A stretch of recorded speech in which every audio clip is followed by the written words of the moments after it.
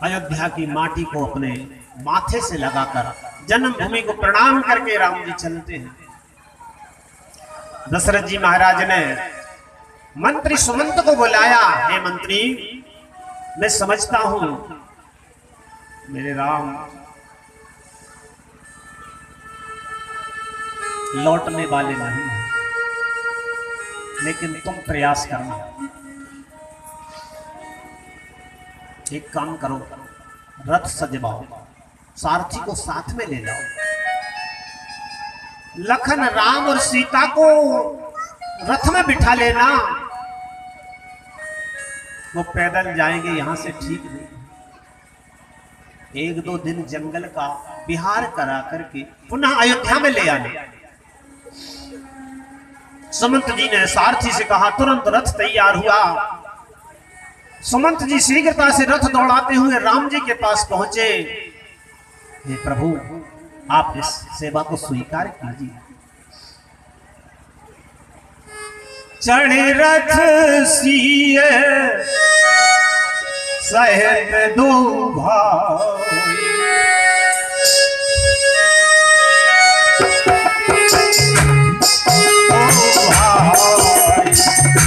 चले हृदय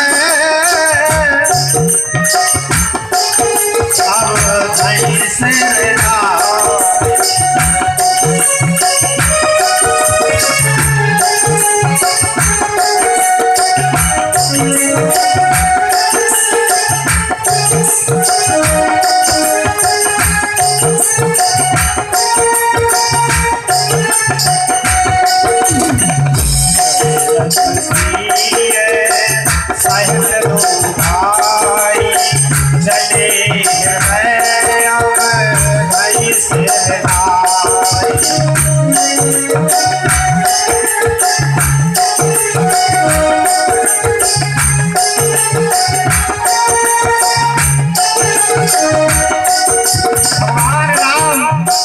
सीता जी को रथ में बिठाल कर फिर स्वयं विराजमान हुए।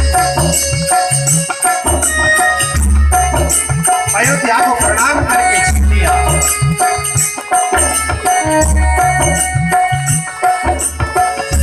निकल लोग सब लागे साथा।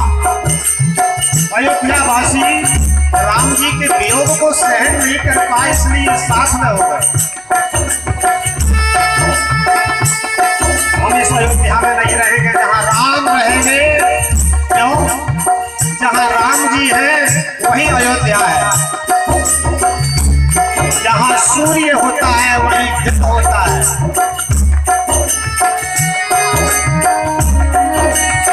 निकल लोग सब लागे साथा।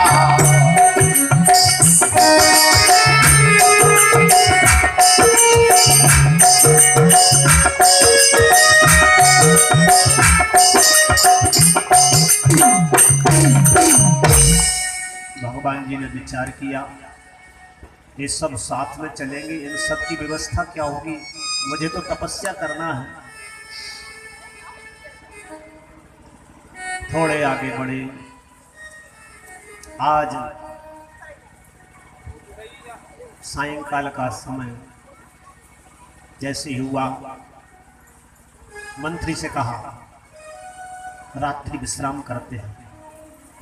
तमसा नदी के किनारे पर भगवान विश्राम करने लगे। जैसे ही विश्राम किया तो सभी साथी गण बेचारे जो इंतजार कर रहे थे हमारे राम जी राजा बनेंगे, वो राजा नहीं थे, बन को जा रहे हैं। तो उन सब लोगों ने आज भोजन नहीं किया था, जलपान नहीं किया था। लखन, राम, सीता जी ने भी भोजन नहीं किया था। पुरवासी थक गए, नर नारी सभी थक करके सो गए। कुछ भगवान की माया, जैसे ही सोए रात्रि में भगवान जागे और जाग करके बोले, मंत्री एक काम करो, सारथी को जगाओ, शीघ्रता करो, इस रथ को ऐसा चलाओ कि इसकी चिन्हों का पता न चले। खोज मारे रथ हाँ कहु ताता, आन उपाय बने नहीं बाता। रथ में भगवान विराजमान हुए, ऐसा रथ चला जा रहा है।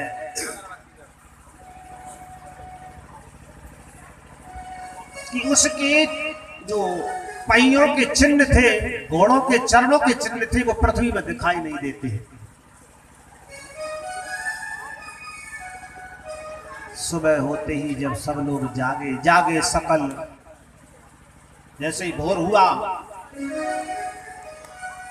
कोई इस तरफ दौड़ता, कोई इस तरफ दौड़ता है, राम राम कहे चहुद सीधा, लेकिन पता नहीं चलता राम गए कहां। सब कहने लगे हम सो गए, इसलिए राम जी हमको छोड़कर चले गए।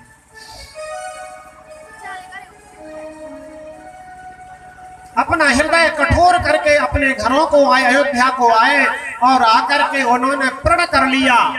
सभी ने अपना अपना प्रण किया। किसी ने कहा मैं जब तक राम जी लौट करके नहीं आएंगे तब तक चरणों में पादुका नहीं पहनूंगा।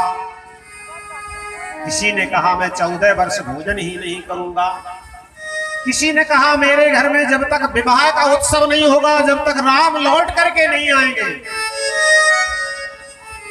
राम दरस हित नेम व्रत लगे करन नर नार, मनहु कोक कोकी कमल दीन विहीन कमार। भगवान जब आगे बढ़े हैं, निषाद राज को मालूम हुआ है। श्रृंगबेरपुर के निकट भगवान पहुंचे तो भगवान जी का रथ इस तरह चलता था कि कोई गांव के भीतर प्रवेश ना हो जाए। क्यों? पिताजी की वचनों की आज्ञा है, गांव में प्रवेश नहीं करेंगे। दूर से दिखाई दे जाता था कि इधर ग्राम है, इधर ग्राम है, तो बीच में से निकालते थे। श्रृंगबेरपुर के वासियों ने जाकर के निषाद राज से कहा है आपके स्वामी राम जी आए हैं। सुनते ही बड़ा हर्षित हो गया और बहुत से अपने सेवकों को साथ में लेकर भगवान के पास आया। चरणों में दंडवत प्रणाम किया है। भगवान जी ने हृदय से लगा लिया निषाद राज को। महाराज, यह जो मेरा राज्य है, ये पुर है, ये आपका ही है, चलो। भगवान जी बोले मित्र, पुर न जाऊं 10 बरीसा। मेरे पिताजी की आज्ञा है 14 वर्ष तक मैं किसी भी ग्राम में, पुर में, नगर में नहीं जाऊंगा, इसलिए आपकी सेवा को यही स्वीकार करूंगा। सुनते ही निषाद राज को बड़ा दुख हुआ। ये तो ठीक नहीं है। हम तो समझ रहे आज हमारा भाग्य धन हो गया, हम अपने स्वामी की सेवा करेंगे। चलो, जो सेवा है उसी को स्वीकार करवा लेते हैं। तो कंदमूल फल आदि ले आए। भगवान को रहने के लिए, विश्राम करने के लिए एक वृक्ष के नीचे तरु संसुपा मनोहर जाना, शीशम वृक्ष के नीचे भगवान की आसन लगा दी। पत्तों की, कुशाओं की आसन पर भगवान विराजमान हुए। कंदमूल फल आदि भगवान पाते हैं। सीताराम जी निवास विश्राम करते हैं और लखन लाल जी थोड़ी दूर जाकर के धनुष पे बाण चढ़ा करके जागने लगे। बैठ वीरासन। निषाद राज पहुंच गए। निषाद राज ने जैसे ही राम जी को देखा है, जानकी जी को देखा है, तो निषाद राज लखन लाल जी से कहते हैं भैया लखन, क्या बताएं, देखो ब्रह्मा जी की बड़ी करतूती है, समझ में नहीं आता आखिर होता क्या है। मुझे पता है आपके बड़े भाई जहां पर शयन करते हैं, अरे उन महलों में ही प्रवेश करना बहुत बड़ी बात है, जिनके लिए 1000 सैनिक चारों तरफ पहरा देते रहते थे। कोमल कोमल बिछौनों पर, श्वेत श्वेत बिछौनों पर जिस सेज को देख करके देवराज इंद्र भी लजायमान हो जाए, ऐसी सैया पर प्रभु श्री राम शयन करते थे। यही ऋषि वही राम आज कोमल कोमल पत्तों पर विश्राम कर रहे हैं। ऐसा देखकर किसका हृदय विदीर्ण नहीं होगा। जो जानकी जी जिनके पिताजी जनकराज सदैव भगवान के ध्यान में मगन रहते हैं, ऐसे महलों में पली जानकी और इधर ससुराल में आई तो इधर भी बड़ा सुख मिला। उनको आज कोमल पत्तों पर सोना पड़ा। निषाद राज जब ऐसी बातें करते हैं तो लखन लाल जी उनको ज्ञान देते हैं, हे मित्र, कोई किसी का सुख दुख का दाता नहीं होता, सब अपने अपने कर्मों का फल भोगते हैं।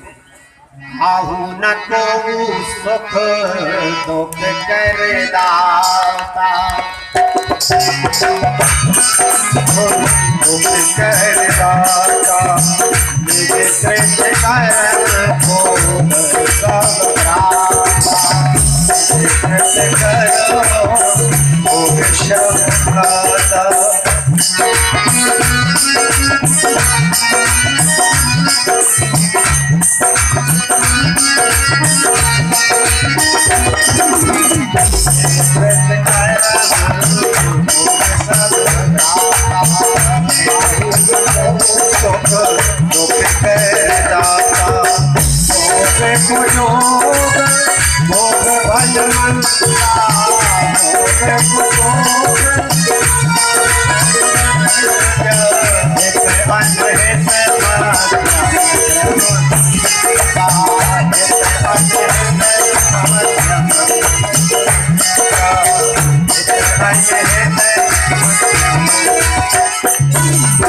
कोई किसी को सुख दुख को देने वाला नहीं है।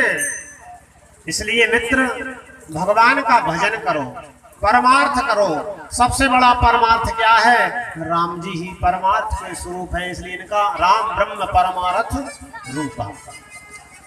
दोनों को सत्संग करते रात्रि निकल गई। सुबह भगवान जब जैसे ही जागे, जागते ही भगवान जी ने स्नान किया। स्नान करने के उपरांत वट वृक्ष का दूध मंगवाया। दूध किस लिए? जो उनकी जटाएं थी, बड़े बड़े बाल थे, उनमें दूध लगा करके बड़ी बड़ी जटाएं बनाना है। बर का दूध लगा के जटाएं बनी चिपकाली। जैसे ही यह काम देखा सुमंत जी ने, देख सुमंत नैन जल छाए। सुमंत जी के नेत्रों में आंसू आ गए और वो कहने लगे, महाराज, तो आपके पिताजी ने इसलिए पहुंचाया था कि 2 दिन बिहार करा के फिर वापस ले आना। अब आप मेरी प्रार्थना को स्वीकार कीजिए। राम जी कहने लगे, देखो मंत्री जी, आप तो पिताजी के मंत्री हैं, तो पिता के समान हैं। आपने सब कुछ देखा है, वेद शास्त्र पुराणों को सुना है, पिताजी के आप साथ में रहे तो आप सब जानते हैं कि इस दुनिया में सत्य के समान कुछ नहीं होता है। सबसे बड़ा धर्म क्या है? सत्य है। इसलिए मुझे सत्य का पालन करने दो। सुमंत जी ने कहा, आप नहीं चलते तो एक काम करो, जानकी जी को पहुंचा दो। महाराज ने कहा है, लक्ष्मण और राम लौट करके नहीं आए तो जानकी जी आ जाएं तो मेरे प्राण बचे रहेंगे। जानकी जी ने भी कहा, आप तो ससुर के समान हैं, मैं जानती हूं कि मेरे पिता का भी कैसा प्रभाव है, मेरे ससुर का भी कैसा प्रभाव है, लेकिन मुझे ना तो ससुराल में अच्छा लग रहा है ना मायके में अच्छा लग रहा है। आप ही बताइए, वेद पुराण शास्त्र क्या कहते हैं? एक पतिव्रता का क्या धर्म है? इसलिए महाराज मुझसे कुछ कहलवाइए नहीं। मंत्री जी समझ गए कोई लौटने वाले नहीं। राम जी ने मंत्री जी से जैसे ही कहा, तो जैसे दशरथ जी व्याकुल हो रहे थे वैसे ही सुमंत मंत्री व्याकुल हो गए। गोस्वामी जी कहते हैं, बरबस राम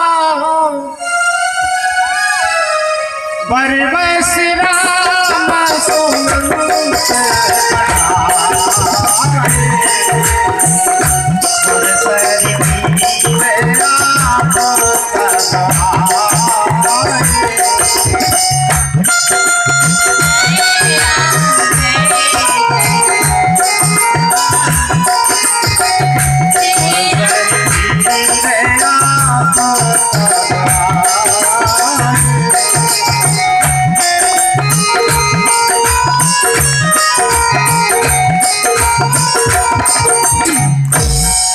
ऐसे ही सुमंत जी को विदा किया है और रथ को वापिस किया, तो जिस रथ में घोड़े जोते थे वह घोड़े देख दखन ऋषि है हिन नाही, घोड़े रोने लगे।